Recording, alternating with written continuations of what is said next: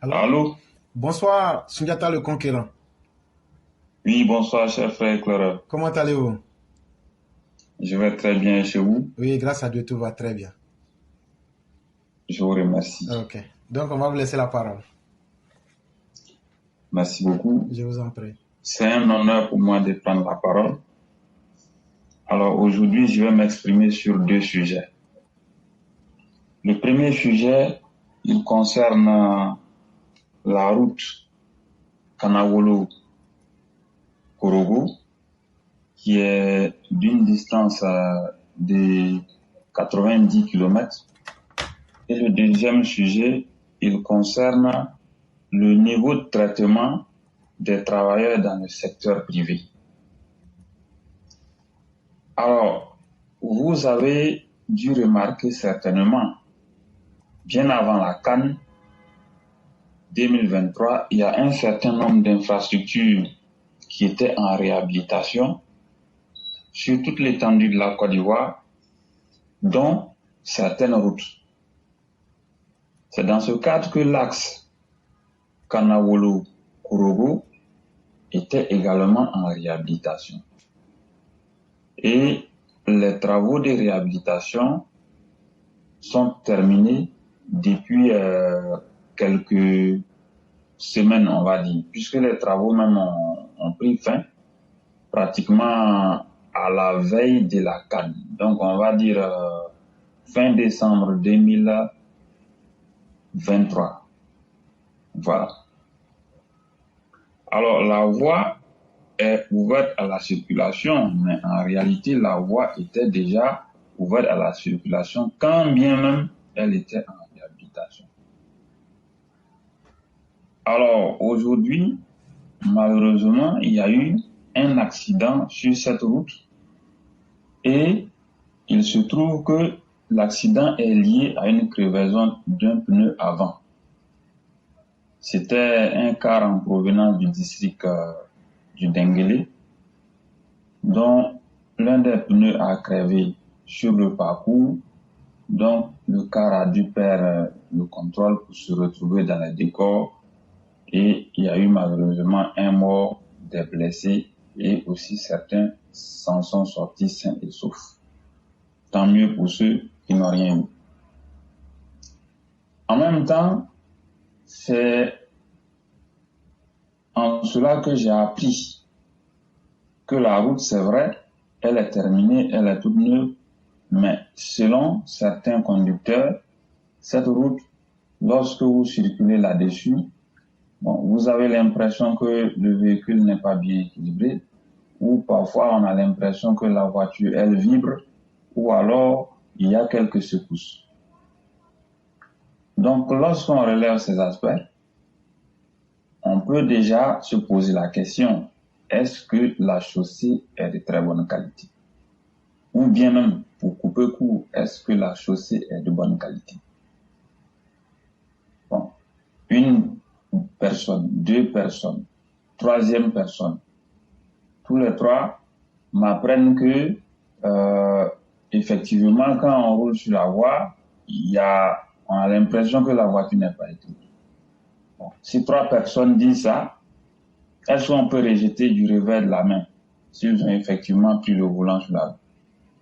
Bon, d'autres pourraient dire la même chose. Qu'est-ce que ça soulève au juste comme préoccupation majeure? La qualité de notre goudron qui revient toujours. Est-ce que la chaussée a été construite dans les règles de l'art? Est-ce que les dimensions ont été respectées? Est-ce que la qualité y est? Est-ce que les accotements, tout ça, ça a été bien fait? Bref. Pour répondre à toutes ces questions, nous souhaitons tout simplement que les structures compétentes dans le contrôle qualité du bitume et du goudron se déploient sur la voie en question dans les jours à venir pour faire des contrôles, pour faire des mesures et voir si effectivement la chaussée répond aux normes et aux règles de l'art. Parce que nous ne voulons pas qu'au bout du compte, on se retrouve avec une chaussée qui va connaître un dénivellement, c'est-à-dire une chaussée qui va perdre le niveau. Ça pourrait créer encore plus de problèmes. Et ce n'est pas fait pour assurer la sécurité et faciliter la libre circulation. J'ai encore en mémoire, lorsque l'autoroute, plus précisément le tronçon partant de Sengrobo à Yamoussoukro, avait été livré dans les années 2013-2014, si je ne m'abuse. J'ai encore en mémoire qu'un an après, la chaussée partant de Tumodi jusqu'à Yamoussoukro avait complètement perdu le niveau et cela avait entraîné de nombreux accidents et de nombreuses pertes en vies humaines. J'ai encore en mémoire ce souvenir très triste, pour ne pas dire ce souvenir très triste. Nous ne voulons plus de ce genre de situations désagréables. Et récemment, il a été dit, maintenant lorsque vous construisez une route, il y a un certain temps pour réceptionner les travaux. Ou bien il y a un certain temps pour tester la route. C'est-à-dire si vous construisez, je ne sais pas si c'est 3 ans ou bien si c'est 5 ans. Tout au long de cette période, s'il y a un problème sur la route, l'entreprise qui a construit la route doit revenir pour les travaux. Pour l'heure, je n'ai pas les équipements pour vérifier, sinon tester ce qui a été dit. On ne peut pas vérifier, parce que pour le vérifier, il faut un certain nombre d'équipements techniques. Voilà pourquoi j'ai dit, il faut que les structures chargées du contrôle qualité se déploient. Pour la manifestation de la vérité et pour préserver la sécurité des usagers de la route, il est très important, il est impératif que ces structures se déploient sur cette route pour aller faire un contrôle approfondi et de nous situer. À l'issue du contrôle, les entreprises concernées devront nous dire si la chaussée est de très bonne qualité ou pas.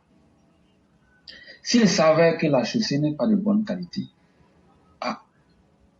tout le monde devra tirer les conséquences de cette situation. Ce sera tout simplement la reprise des travaux parce qu'on ne va pas badiner avec cela. On ne va pas accepter que une route soit livrée et que au bout d'un semestre ou bien d'un an, la circulation devienne un calvaire. On ne va pas accepter cela. Si déjà les gens commencent à se plaindre, moi, personnellement, je suis très inquiet.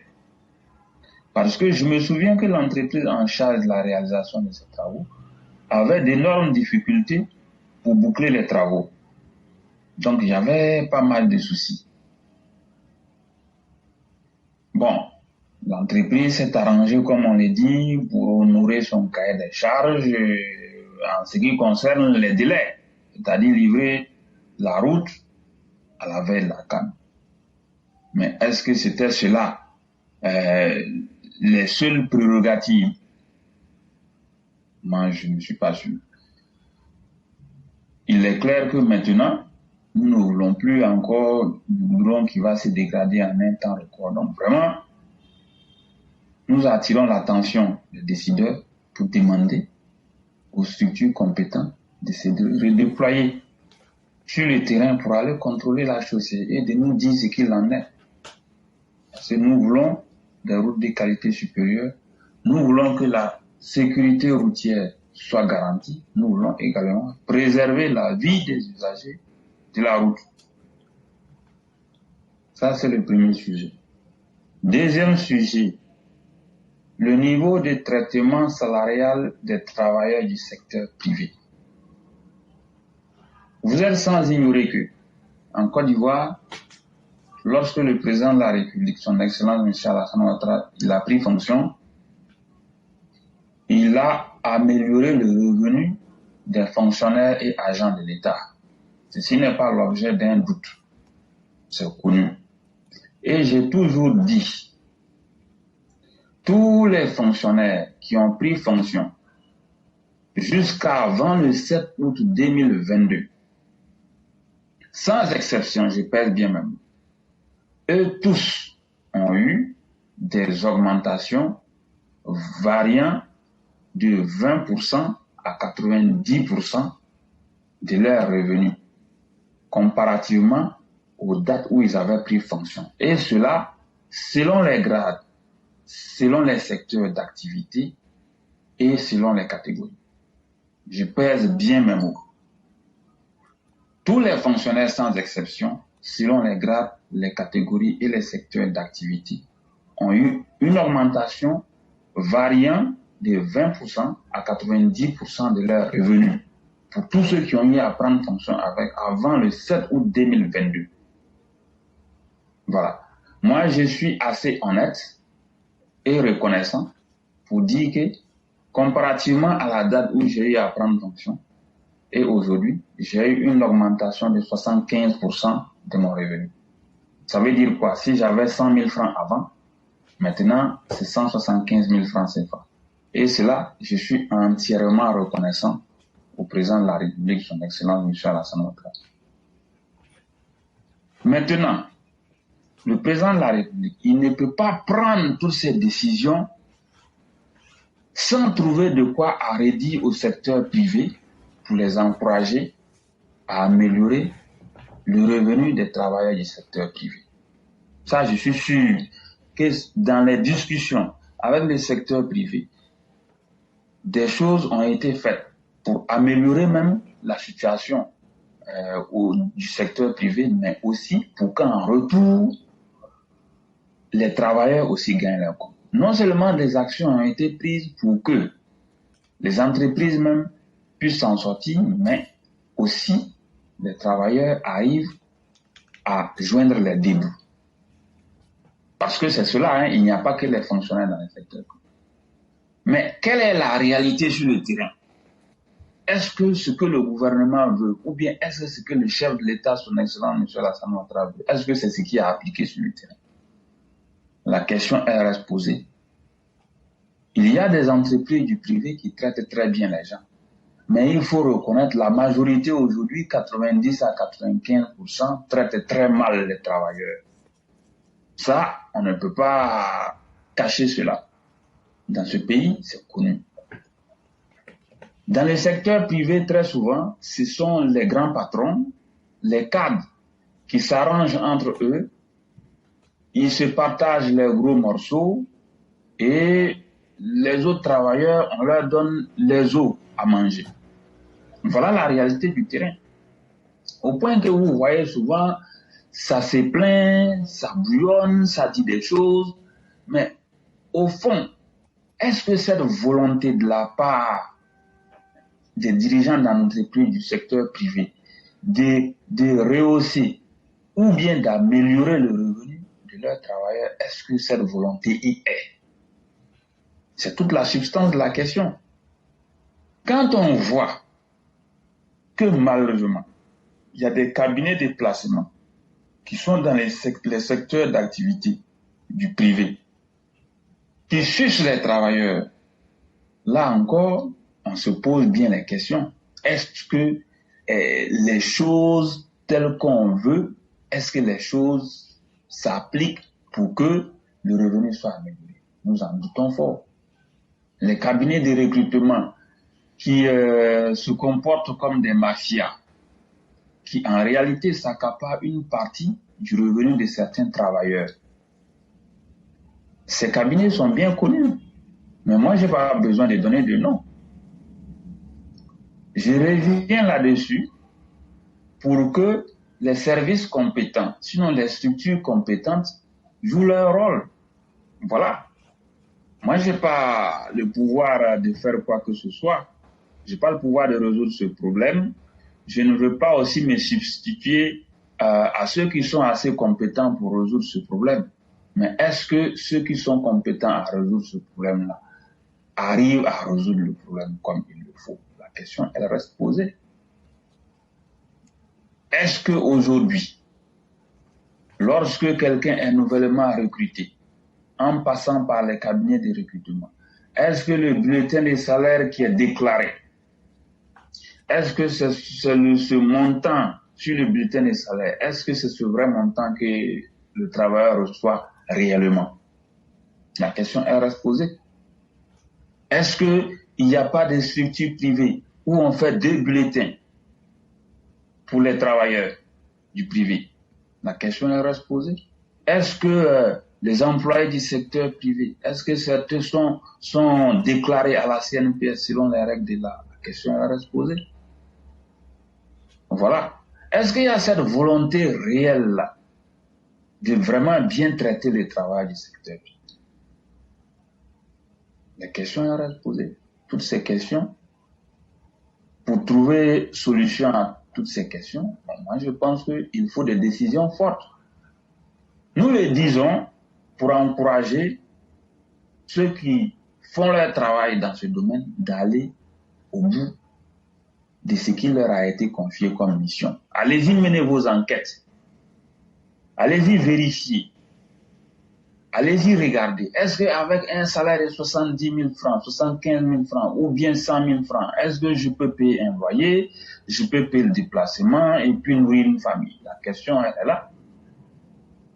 Est-ce qu'avec un salaire de 150 000 francs, je peux payer un loyer, nourrir une famille et puis assurer le déplacement? Toute la question reste posée.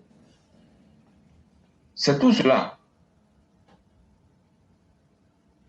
Donc, dans le pays, il n'y a pas que les fonctionnaires. Il y a plusieurs autres travailleurs. Donc, il faut que les uns et les autres regardent. Il faut de la volonté politique. Il faut des actes forts. Il faut des décisions courageuses pour faire face à une situation mafieuse qui ne dit pas son nom. C'est cela. Si on veut vraiment encourager les jeunes gens à construire un meilleur avenir, à se donner pour l'avenir de leur pays, à rester au pays, ça, ce sont des questions très pertinentes auxquelles il faudra s'attaquer. Les décideurs devront faire face à ces questions pertinentes. Est-ce que un travailleur lambda qui a un salaire modeste, qui tourne entre 75 000 et 150 000 francs, est-ce qu'il a la possibilité de dénoncer quoi que ce soit sans perdre son emploi? Est-ce qu'il a la possibilité, comment on appelle, de dire non, que ça ne me convient pas, s'il ne se fait pas remplacer du jour au lendemain? Les nombreuses questions restent posées. Quand on connaît la réalité du terrain, je pense qu'il est impératif d'aller au bout de tout ce qui est en train de se dire et de prendre des décisions courageuses. Parce que je l'ai toujours dit, moi je ne suis pas ce genre de personne qui court après la solution. Ce qui m'énerve beaucoup plus et ce que je n'accepte pas, c'est lorsque l'opposition va venir faire tir groupé sur un sujet et c'est en ce moment qu'on va commencer à courir dans tous les sens. Pendant qu'on sait qu'en notre sein, il y a des intelligences, il y a des gens qui réfléchissent pour anticiper sur tout ce qui peut arriver. Quand il y a un problème, on n'a pas besoin que ce soit un Mamadou Koulibaly qui va venir se saisir un jour d'un quelconque rapport pour lire et puis faire sortir une partie encore et puis tout le monde va se mettre en branle. On n'a pas besoin de ça. On n'a pas besoin que des opposants viennent se transformer en donneurs de leçons. On n'a pas besoin.